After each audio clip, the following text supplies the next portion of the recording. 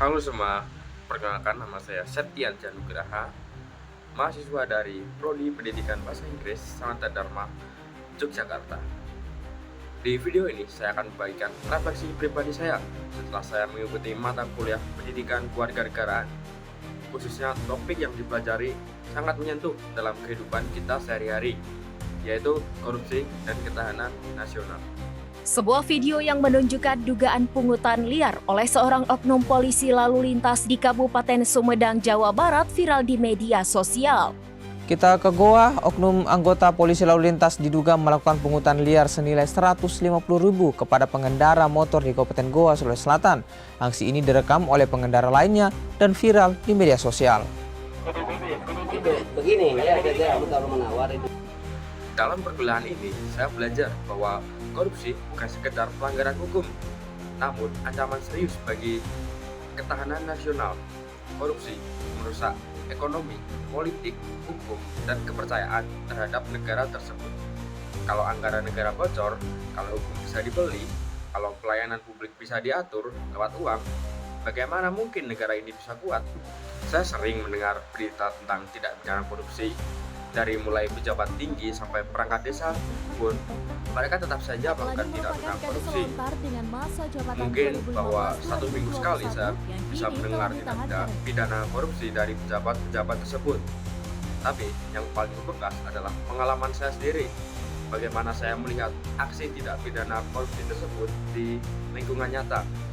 Sebagai contoh, saat saya membuat SIM atau surat izin mengemudi, saya melihat secara langsung bagaimana calo tersebut berkeliaran bebas. Bahkan ada petugas yang secara tidak langsung menyuruh pemohon lewat jalur calo supaya biar cepat. Saya juga pernah menyaksikan seorang teman saya yang ditilang dan diminta uang damai.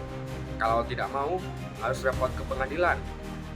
Ini membuat saya sadar bagaimana praktik pungli dan ketidakjujuran seperti ini sangat nyata dan sudah dianggap biasa oleh masyarakat. Padahal ini adalah tindak pidana yang seharusnya tidak dilakukan oleh instansi-instansi negara tersebut.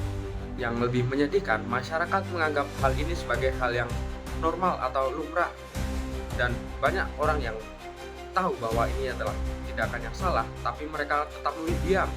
Saya pada waktu itu, karena ini merasa hal itu hal kecil, tapi justru disitulah masalahnya. Karena semua orang diam, korupsi menjadi tumbuh subur di lingkungan masyarakat. Bukan hanya di para pejabat, namun masyarakat kecil pun melakukan tindak pidana korupsi, seperti pungli, calo, dan lain sebagainya. Sekarang saya tahu bahwa melawan korupsi tidak harus menunggu jadi pejabat tinggi. Saya bisa mulai dari diri saya sendiri, berani jujur, menolak jalan pintas, dan tidak membenarkan pungli walau cuma sedikit. Saya percaya bahwa ketahanan nasional dimulai dari integritas pribadi.